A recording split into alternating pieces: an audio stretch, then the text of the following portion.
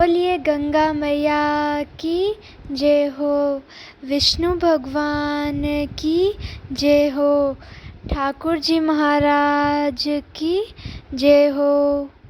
आप सभी का हमारे चैनल पर स्वागत है।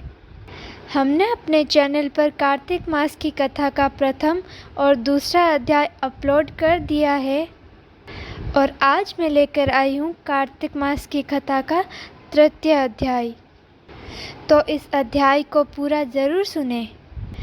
इस तृतीय अध्याय में सत्यभामा भगवान श्री कृष्ण से ये प्रश्न करती है कि हे प्रभु, कि सारे महीनों में ये कार्तिक मास ही आपको सबसे श्रेष्ठ क्यों है? तो सत्यभामा पूछती है, हे प्रभु, आप तो सभी काल में व्यापक है और सभी काल आपके आगे एक समान है, फिर ये कार्तिक मास ही सभी मासों में श्रेष्ठ क्यों है? आप सब तिथियों में एकादशी और सभी मासों में कार्तिक मास को ही अपना प्रिय क्यों कहते हैं? तब भगवान श्री कृष्ण ने कहा, हे प्रिय, तुमने बहुत ही अच्छा प्रश्न पूछा, मैं तुम्हें इसका उत्तर देता हूँ। इसी प्रकार एक बार महाराज बेन के पुत्र राजा पृथु ने प्रश्न के उत्तर में देवऋषि नारद से प्रश्न किया था और जिसका उत्तर देते हुए नारद जी ने उसे कार्तिक मास की महिमा बताते हुए कहा, हे राजन, एक समय शंख नाम का एक राक्षस बहुत बलवान एवं अत्याचारी हो गया था। उसका अत्याचार तीनों लोकों में फैल गया। उस संसासुर ने स्वर्ग में निवास करने वाले देवताओं पर विजय प्राप्त कर इंद्र आदि देवताओं और लोकपालों के अधिकारों को छीन लिया। उससे भयभीत होकर समस्त देवता अपने परिवार के सदस्यों के साथ सुमेरु पर्वत की गुफाओं में बहुत दिनों तक रहे। तत्पश्चात वे निश्चिंत होकर सुमेरु पर्वत की गुफाओं में ही रहने लगे। उधर जब शंखासुर को इस बात का पता चला कि देवता आनंद पूर्वक सुमेरु पर्वत की गुफाओं में निवास कर रहे हैं, तो उसने सोचा कि ऐसी कोई दिव्य शक्ति अवश्य है जिसके प्रभाव से यह देवता अभी भी बलवान है। सोचते सोचते वे इस निर्णय पर पहुंचा कि वेद के मंत्रों के बल के कारण ही वे देवता बलवान हैं। यदि उनसे वेद ही छीन लिए जाए तो वे बलहीन हो जाएंगे। ऐसा विचार कर शंखासुर ब्रह्मा जी के सत्यलोक से शीघ्र ही वेदों को हर के लेके आ गया। उसके द्वारा ले जाते हुए भय से उसके चंगुल से निकल भागे और जल में समा गए।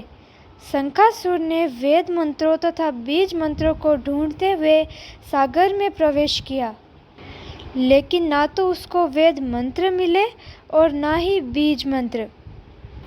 जब शंखासुर सागर से उदास होकर लौटा तो उस समय ब्रह्मा जी पूजा की सामग्री लेकर सभी देवताओं के साथ विष्णु जी की शरण में पहुँचे और भगवान को गहरी नींद से जगाने के लिए गाने बजाने लगे और धूप गंध आदि से बार बार उनका पूजन करने लगे।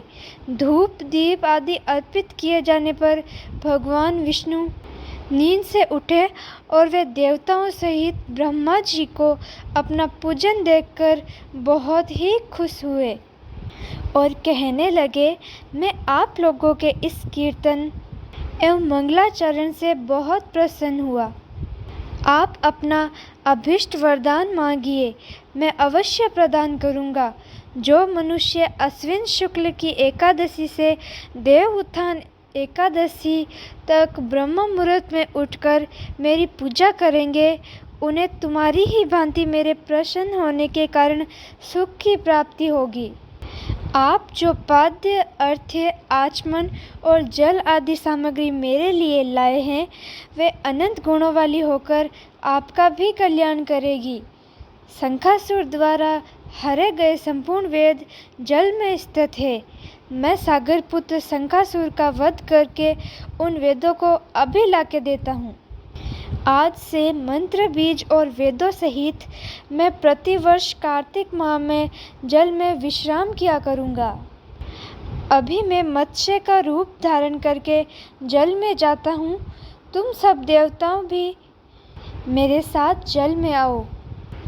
भगवान बोले, इस कार्तिक मास में जो श्रेष्ठ मनुष्य ब्रह्म मुहूर्त में स्नान करते हैं, वे सब यज्ञ के अवभृत स्नान द्वारा भली भांति नहा लेते हैं। हे देवेंद्र, कार्तिक मास में व्रत करने वालों को सब प्रकार से धन, पुत्र पुत्री आदि देते रहना और उनकी सभी आपत्तियों की रक्षा करना।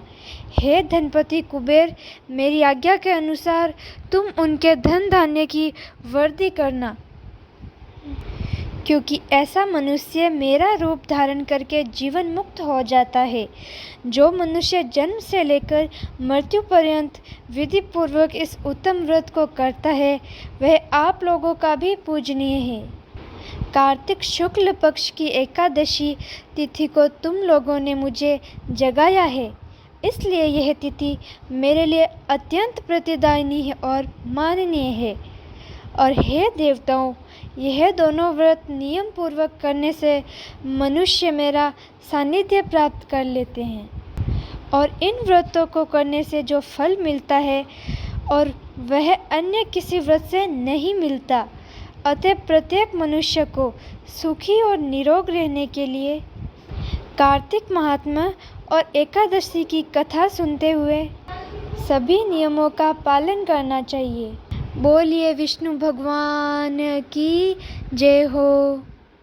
कार्तिक मास का चौथा अध्याय सुनने के लिए हमारे चैनल को सब्सक्राइब करें